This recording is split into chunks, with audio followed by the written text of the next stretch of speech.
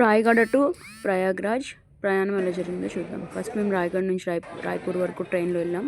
అక్కడ నుంచి మనీష్ ట్రావెల్స్ అని బస్ బుక్ చేసుకున్నాం. ఈవినింగ్ 6:30 నుంచి స్టార్ట్ అయ్యాం.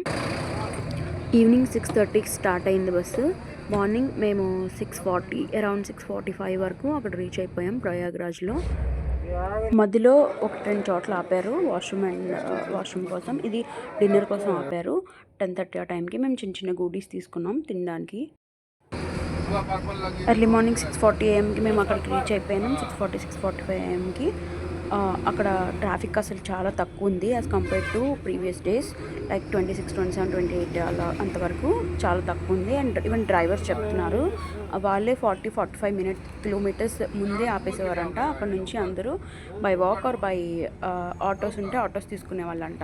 ఈరోజు మేము ఆల్మోస్ట్ దగ్గరగా 10 కిలోమీటర్స్ దగ్గరకు వచ్చేసాం సంగం ఘాట్కి. బస్ డ్రాప్ చేసిన వెంటనే అక్కడ ఆటోస్ తిరుగుతూ ఉంటే వాళ్ళని అడిగాము.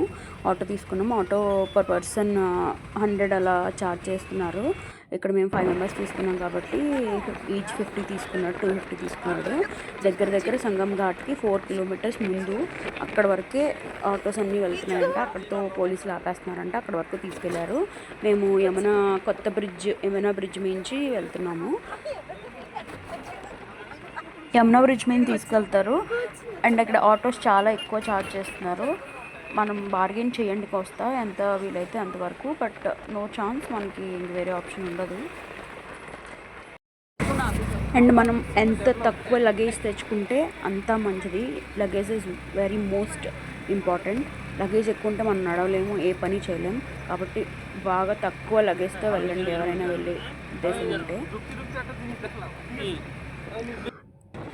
ఎక్కడ ఛాన్సెస్ దొరికితే అక్కడ ఆటోస్ లేకపోతే అక్కడ రిక్షాస్, సైకిల్స్ అన్నీ దొరుకుతున్నాయి. మీరు ఎక్కడ ఛాన్స్ ఉంటే అక్కడ తీసేసుకోండి, అవి అవైలబుల్ ఉంటే అక్కడ.